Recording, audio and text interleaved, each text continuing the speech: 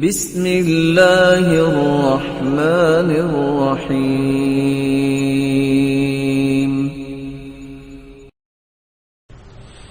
تیسرا کام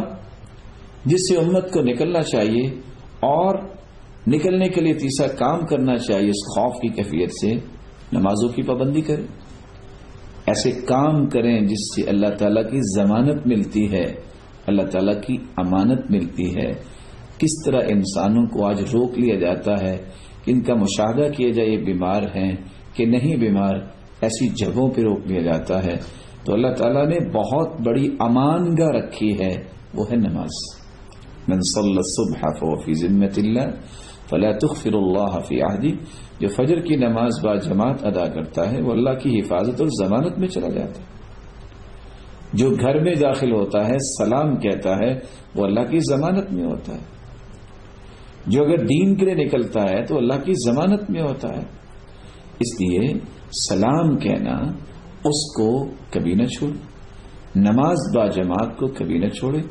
ہاں اگر کیفیت ایسی بن جاتی ہے، اللہ تعالی ہم سب کو محفوظ فرمائے کہ اس طرح وبا کے پھیلنے کا ایک بات ہوتی ہے کہ کہیں کسی کو نقصان نہ ہو، تو مسجد میں آپ بہت لوگ اکٹھے نہ ہوں، تو اس پہ بھی غور کرنے کی ضرورت ہے۔ اگرچہ مسجدوں کو بند نہیں کرنا چاہیے، لیکن اگر ایسی کیفیت پیدا ہو جائے، اور یہ آج نہیں پہلے بھی اس طرح کی کیفیات پیدا ہوئیں اور لوگ اس قدر پریشان ہوئے، راوی بیان کرتے ہیں، امام ابن کثیر لکھتے ہیں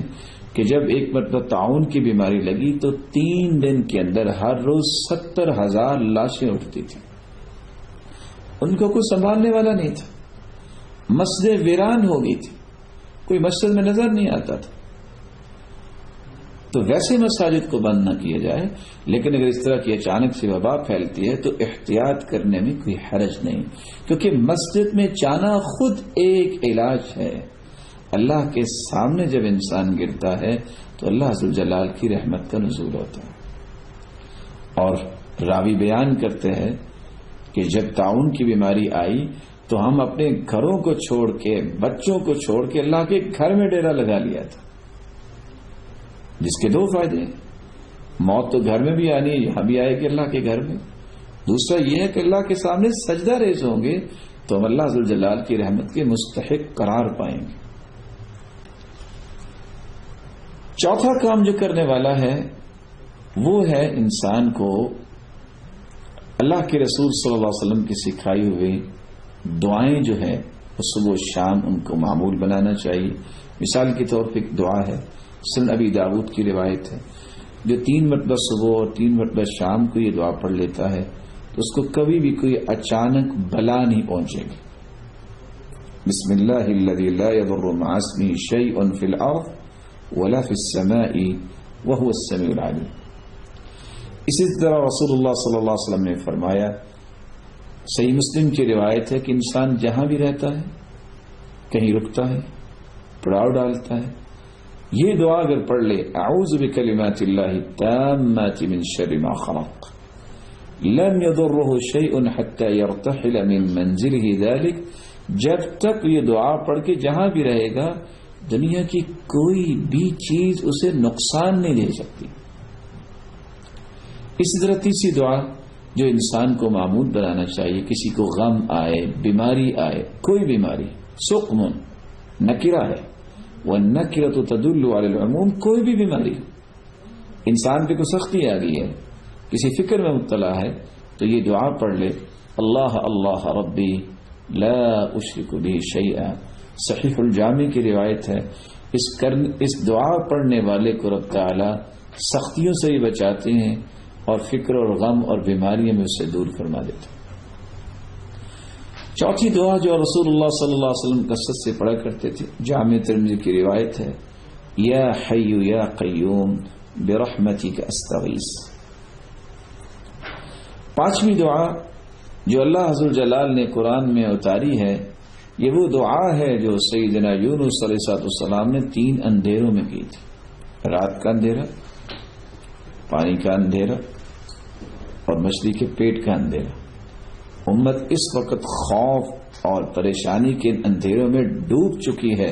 اگر یونس علیہ السلام یہ دعا پڑھیں لا الہ الا انت سبحانک انی کنت من الظالمین،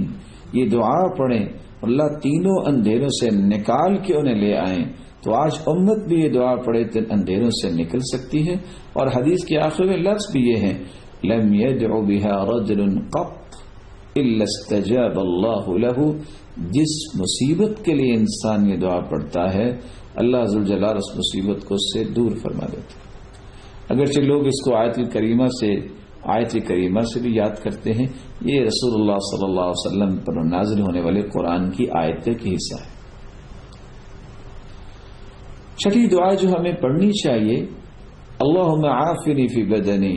اللہم عافنی فی سمعی، اللہم عافنی فی بصری، میرے مالک مجھے بدنی اور سمعی اور بصری عافیتوں سے نواز دے۔ اور 3 مرتبہ صبح اور 3 مرتبہ جو شام پڑھتا ہے اللہ ذو الجلال اس کو محفوظ کر دیتے ہیں۔ لا الہ الا انت، اس دعا کے آخر میں یہ الفاظ ہیں، توحید کا کلمہ بھی یہ آنا چاہیے تاکہ اللہ کی توحید کو جو خالص کرتا ہے اللہ سے امن دے دیتے ہیں۔ الذین آمنوا ولم یلبسوا ایمانهم بظلم اولئک لهم الامن فهم مہتدون، جو توحید کو خالص کرتے ہیں، شرک کی آمیزش نہیں کرتے، اللہ تعالیٰ انہیں امن سے نوازتے ہیں، ہر بیماری سے، ہر مصیبت سے، ہر دکھ پریشانی سے، اور ہدایت یافتہ بھی یہی لوگ ہیں۔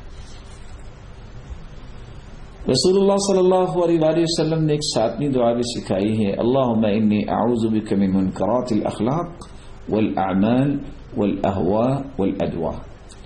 اللہ برے اخلاق، برے اعمال، بری خواہشات اور بری بیماریوں سے مجھے محفوظ فرما، میں تیری پناہ میں آتا ہوں۔ صحیح الجامع کی روایت ہے، اس دعا کو بھی یاد کر کے